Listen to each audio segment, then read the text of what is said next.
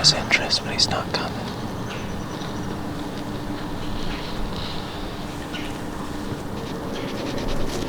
Might try a breeding grunt.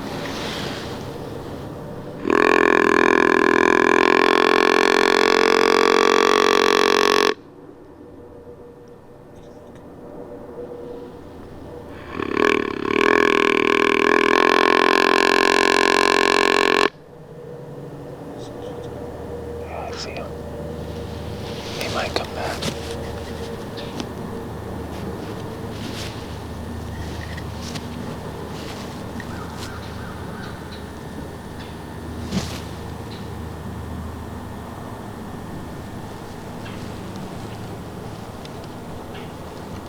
Nope.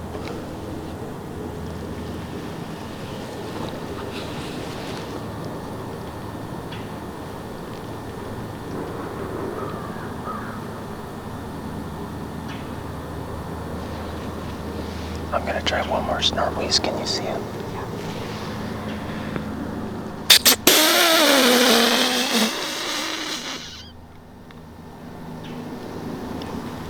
Yeah, I know. Well, at least we know he's not deaf. Looks like he's thinking about it.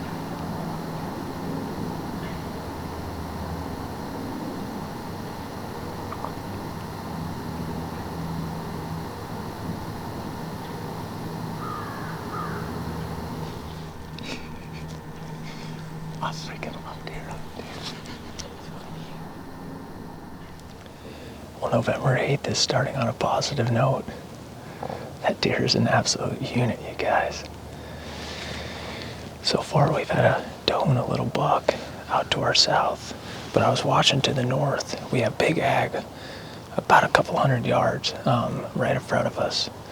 And these deer should be walking from the north to the south, coming back in here to bed. Bucks coming back in here checking for does. And who do you think was at 80 yards? I turned around, looked at Jacob. I'm like, dude, big buck. And I thought he was going to come in on a string, but he veered off a little bit to the right. I sent a snort wheeze, a few grunts, and I also followed up with a few breeding grunts as well. We got his attention. At least we know now that he's not deaf. But that's why we call him Hog Jr. He's an absolute hog. I'm pumped, you guys. We got a southeast wind. We came in here, did this hanging on, solely because this is exactly where this deer was daylight the other day. A lot of these deer cruise this bedding area to our east, and they end up coming out here normally and going off to the south part of the farm. So I didn't want to push him too hard. I'm not rattling right now because I'm hoping that he's going to come through this gap right over my shoulder and check the south farm if he doesn't find any does in here. But this deer's an absolute tank.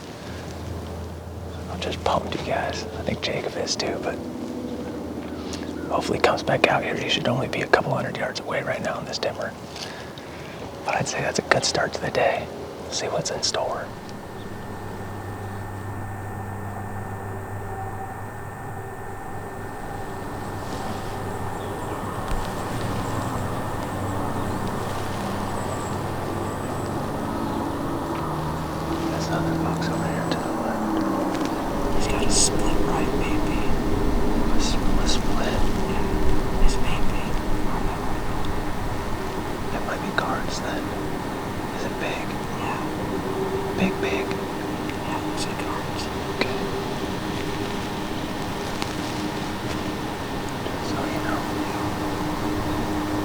Also a little buck right here on this ridge.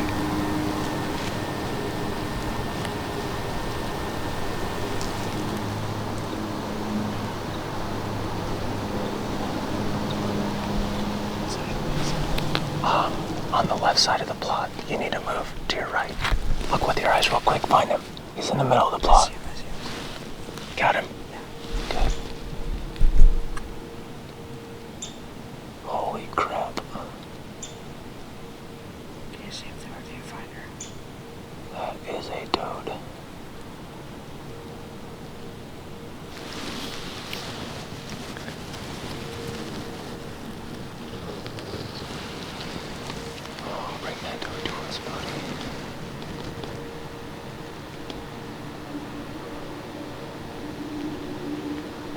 It's so weird he's not showing any interest in that doe.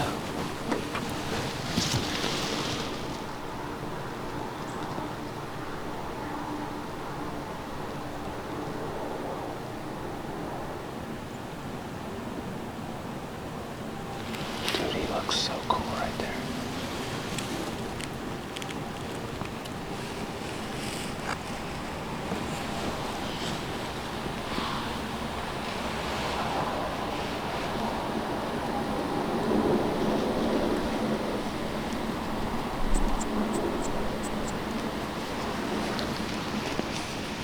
Our wind's basically blowing right to him, so I can't call on him, remember?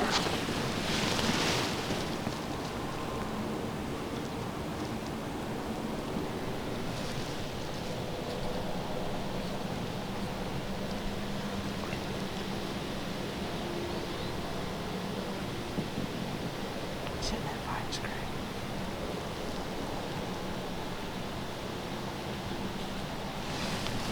Literally 15 yards from that thing.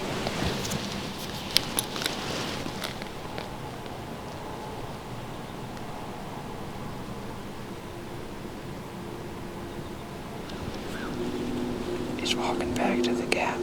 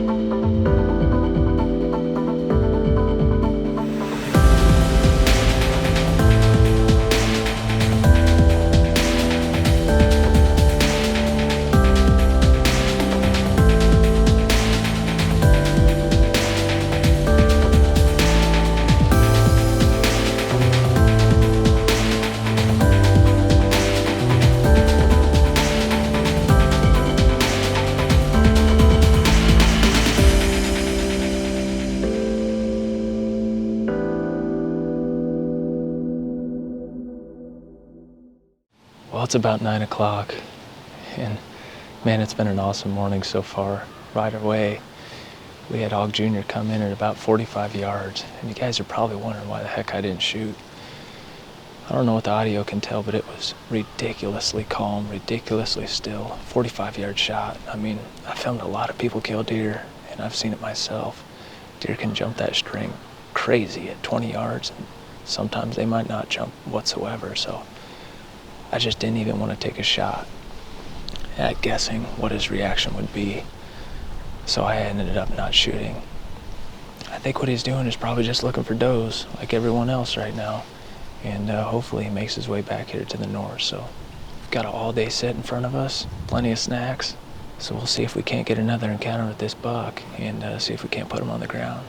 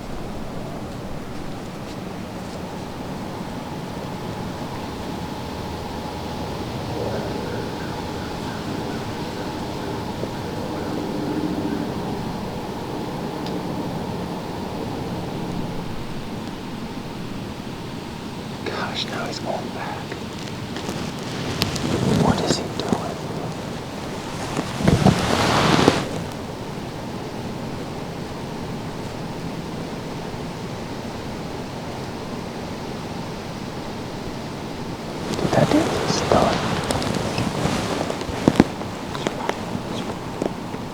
It's what? Dude, he's just starting to spread. He's got a doe up there, that's why.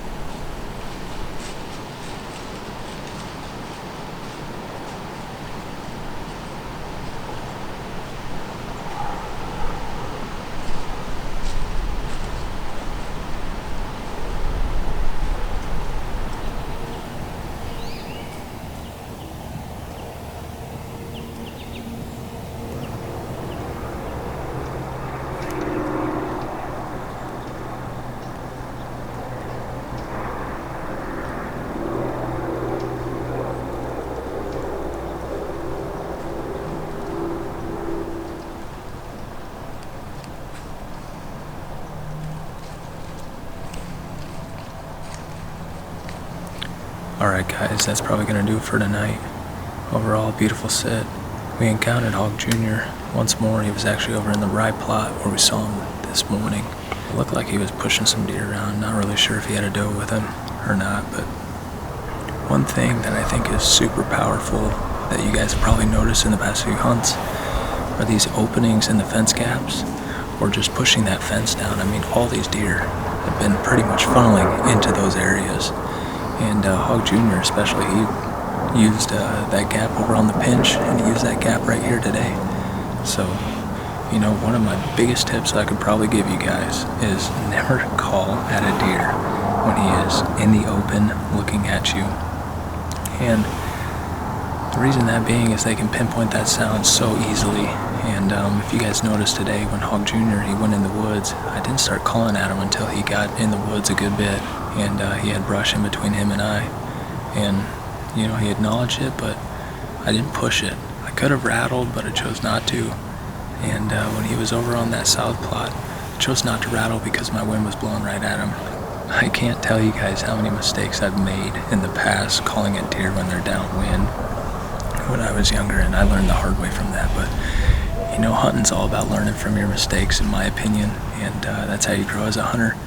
But Jacob and I are going to probably climb down, go try and run a buffet out of business. Him and I are freaking hungry as all get out. Another day, another encounter. So I think we're on this deer pretty good. We're just going to stick at it.